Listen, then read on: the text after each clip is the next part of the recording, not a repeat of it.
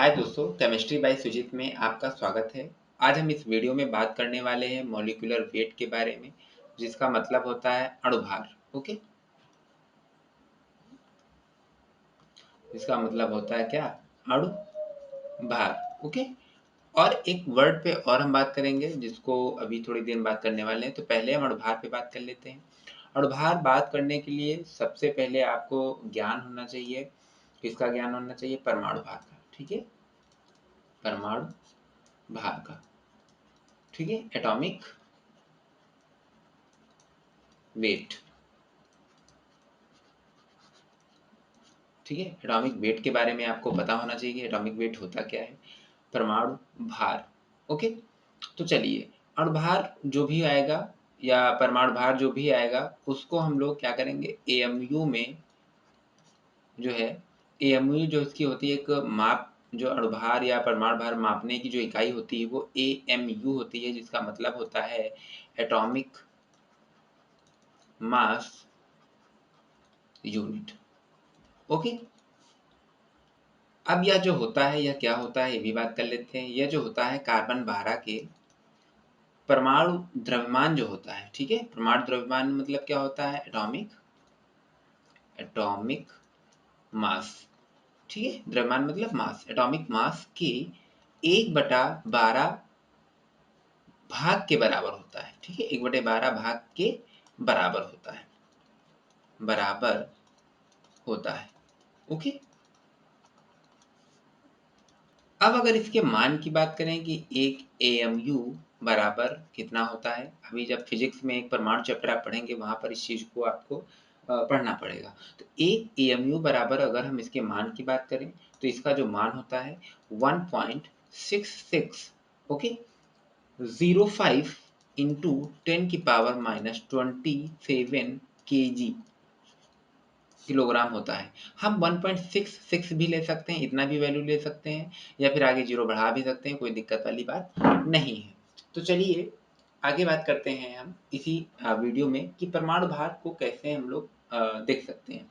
परमाणु भार देखने के लिए आप लोग पीरियोडिक टेबल उठा लीजिएगा। पीरियोडिक टेबल में आसानी से दिया होता है, लेकिन आपको हम 20 तक जो है याद करने का जो ट्रिक है वो बता देते हैं कि अप्रॉक्स परमाणु भार लिया जाता है, एग्जैक्ट परमाणु भार नहीं लिया जाता है। और सबसे अच्छी बात ये है कि जब भी आप बोर्ड एग्जाम में बैठेंगे तो परमाणु भार आपको दे दिया जाएगा या फिर अणु भार आपको दे दिया जाएगा। और ये परमाणु भार जो अणु भार है ये सिर्फ दो ही सवाल में आता है। एक होता है मोलरता वाला यानी मोलैरिटी, ओके, दूसरा होता है मोलैलिटी। ठीक है, मोलैलिटी। और तीसरा होता है mole fraction. Mole fraction, mole fraction. Okay, अब मोलैरिटी को मोलरता कहते हैं, मोलैलिटी को मोलैलिता कहते हैं, और मोल फ्रैक्शन को मोल प्रभाज या मोल अंश के नाम से भी जानते हैं। चलिए आगे बढ़ते हैं। अगर हमको 1 से 20 तक याद करना हो तो कैसे याद करेंगे? अप्रॉक्स हम लोग याद कर लेते हैं, बाकी आपको दे दिया जाएगा, उससे आप बिल्कुल डरे नहीं। ठीक है, वैसे ज़्यादा से ज़्यादा कहीं किसी भी एग्ज़ाम में जाओगे वो अणुभार या परमाणु भार दे ही दिया जाता है। ठीक है, चलिए, और नहीं दिया जाता है तो चलिए कैसे हम लोग याद करेंगे थोड़ा सा देख लेते हैं। हाइड्रोजन को होता है 1। ठीक है, हाइड्रोजन का क्या होता है 1, इसका परमाणु क्रमांक भी 1 होता है, इसलिए परमाणु भार भी क्या होगा 1 होगा। हीलियम, अब हीलियम कितने 2 नंबर पे आता है। जैसे ही 2 नंबर आएगा और 10 नंबर आएगा, ठीक है, 2 से 10 यानी 2 3 4 5 6 7 8 9 और 10। ठीक है, इसको क्या करेंगे हम लोग, सीधे डबल कर देंगे, गुणे से 2 कर देंगे सीधे।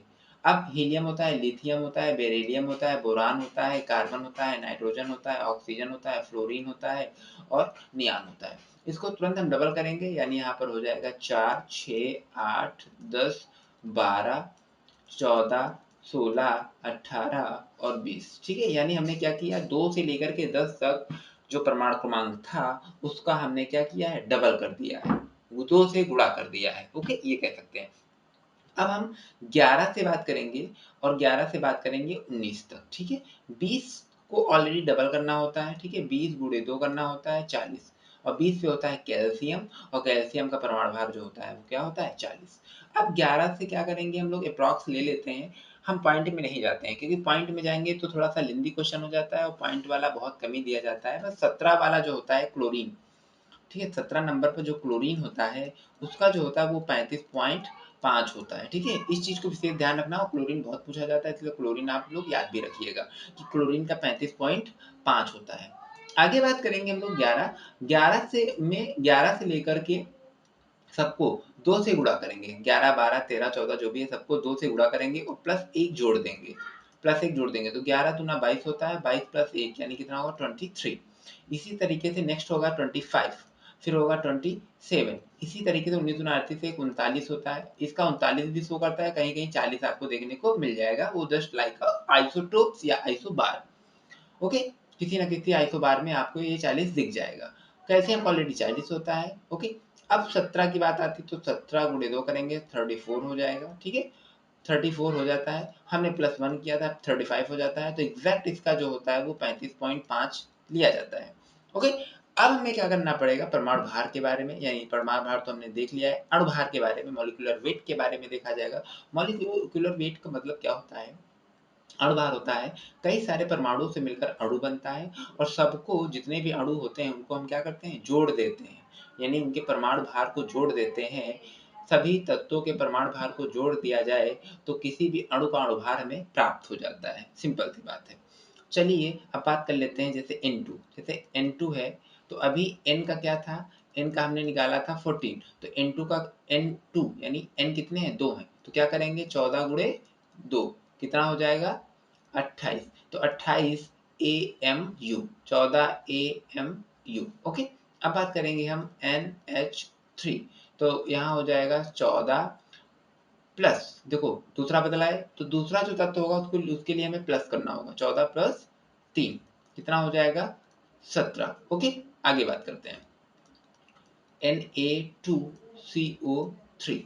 ओके, इसको हम वैल्यू लिख देंगे, आपको कमेंट में बताना है इसका क्या होगा। तो 23 गुणे 2, ध्यान से देखना, प्लस 23 हमने क्यों किया, 23 सोडियम का कितना होता है 23, कितने हैं 2, कितने हैं 2, 2 से गुणा किया, प्लस अब इसके आगे कोई नहीं है तो प्लस, कार्बन कितना 1, कार्बन 1 है तो 12 होता है। ठीक है, प्लस ऑक्सीजन कितने हैं 3, ऑक्सीजन 3 है तो O होगा 16, 16 होता है इसका, और गुणे कितने करेंगे 3, तो सबको जोड़ेंगे 46 प्लस 12 प्लस 48, टोटल कितना होता है 106, जोड़ लीजिएगा 106 होता है। आगे बात करेंगे हम लोग NaOH। ठीक है, Na का होगा 23 प्लस 16 प्लस 1, यहाँ पर कितना हो जाएगा 40। आगे बात करेंगे हम लोग और देखते हैं NaCl। ठीक है, क्या होगा 23 प्लस 35.5 कितना हो जाएगा 58.5। ठीक है, AMU लगाना मत भूलना, सब में AMU रहेगा, atomic mass unit, atomic mass unit, atomic mass unit. Okay, चलिए आगे और बात कर लेते हैं कि जैसे ब्रैकेट में कोई चीजें आ जाती हैं, जैसे CaOH का होल ट्वाइस। ठीक है, तो Ca कितना होता है 40 प्लस O कितने हैं, यहाँ पर देखो ब्रैकेट में है, ब्रैकेट में चीजें हैं तो यहाँ पर दो चीजें हैं। ठीक है, इसको अगर हम लोग ऐसे देखें तो Ca एक OH ये देखो और एक OH ये देखो, तो 2 O हैं 2 H हैं, तो 2 O हैं तो 16 गुणे 2, 2 H हैं तो 1 होता है तो यहाँ सीधे 2 लिख देते हैं। 40 16 दूना 32 होता है, तो 40 और 32 72 होता है, टोटल हो जाएगा 74। ठीक है, आप जोड़ लीजिएगा 74 AMU। आगे हम बात करेंगे, ठीक है, आगे बात कर लेते हैं, चलो किसकी बात करेंगे, अब हम 74 MU आ गया।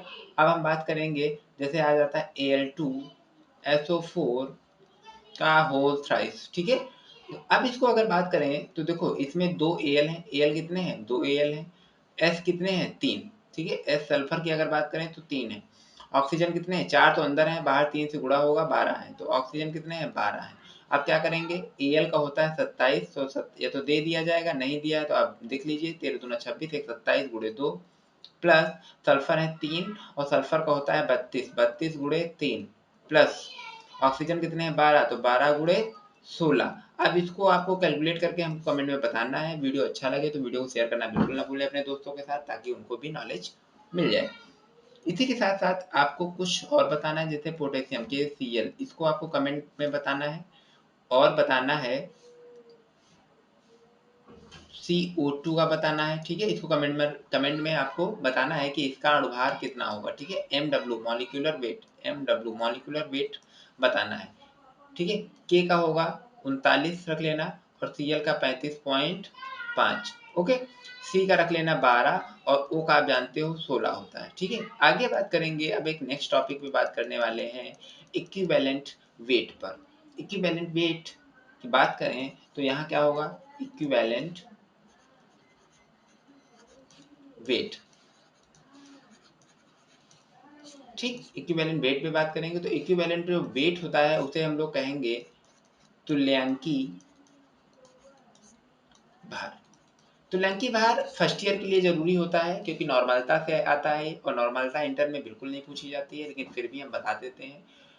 तुल्यांकी भार का मतलब होता है अणुभार बटे संयोजकता। संयोजकता यानी क्या होता है, m मॉलिक्यूलर वेट बटे वैलेंसी, ठीक है। वैलेंसी और कौन सी, बिग वाली, ठीक है। बड़ी वाली संयोजकता लेनी है, वो चाहे माइनस हो, ठीक है, R प्लस हो, ठीक है। माइनस प्लस हो या फिर माइनस हो, कोई भी हो, वैलेंसी बड़ी वाली होनी चाहिए। अच्छा, वैलेंसी कैसे आप याद करेंगे, वैलेंसी के लिए जब हमने एक पीरियोडिक टेबल वाला ये सॉरी फार्मूला बनाने वाला जो वीडियो हमने बनाया है, उस वीडियो को आप देखेंगे तो वहाँ पर पहले ही 2 पेज में आपको पूरी वैलेंसी आपको दिखा दिया गया है। उस जो वीडियो का हम लिंक अपने डिस्क्रिप्शन बॉक्स में डाल देंगे, वहाँ से जाकर के आप वो चीज़ें देख सकते हैं।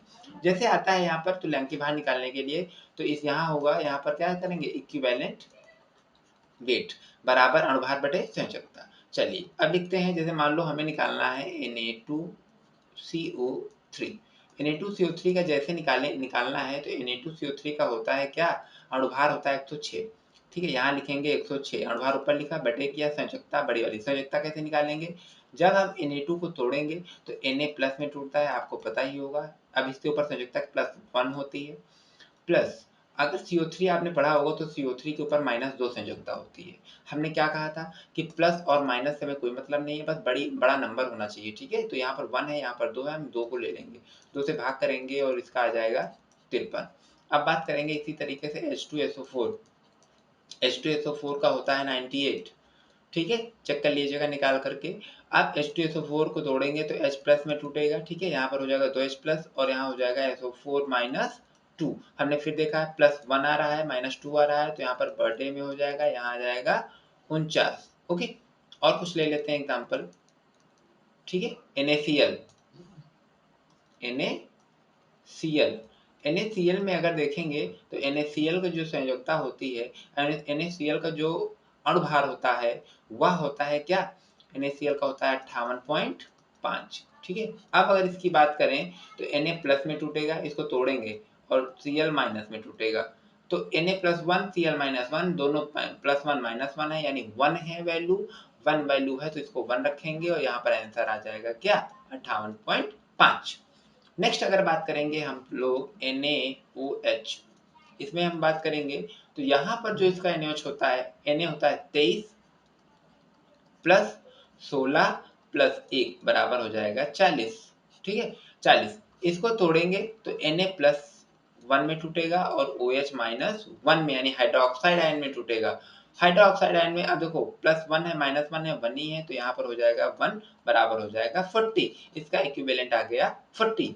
अब आगे बात करेंगे इस तरह से। अगर आपके पास अभी भी अगर आपको कोई डाउट है तो बिल्कुल कमेंट में ज़रूर बताइएगा, हम उसको सॉल्व करने की बिल्कुल कोशिश करेंगे, ठीक है। अब आपको बताना है, मैं दे रहा हूँ KCl। KCl का इक्विवेलेंट वेट आपको कमेंट में बताना है, ठीक है। और आपको बताना है Na2SO4। Na2SO4 का भी इक्विवेलेंट वेट आपको कहाँ बताना है, कमेंट में बिल्कुल बताइए, ठीक है। तभी तो पता चलेगा कि आप लोग पढ़ रहे हैं कि नहीं पढ़ रहे हैं, ठीक है। चलिए इसी के साथ वीडियो समाप्त होता है, मिलते हैं नेक्स्ट वीडियो में। अभी भी कोई दिक्कत हो बिल्कुल कमेंट में बताइएगा, बिल्कुल सॉल्व करेंगे हम, ठीक है। वीडियो को शेयर करना ना भूलें, चैनल को सब्सक्राइब करना बिल्कुल ना भूलें। धन्यवाद।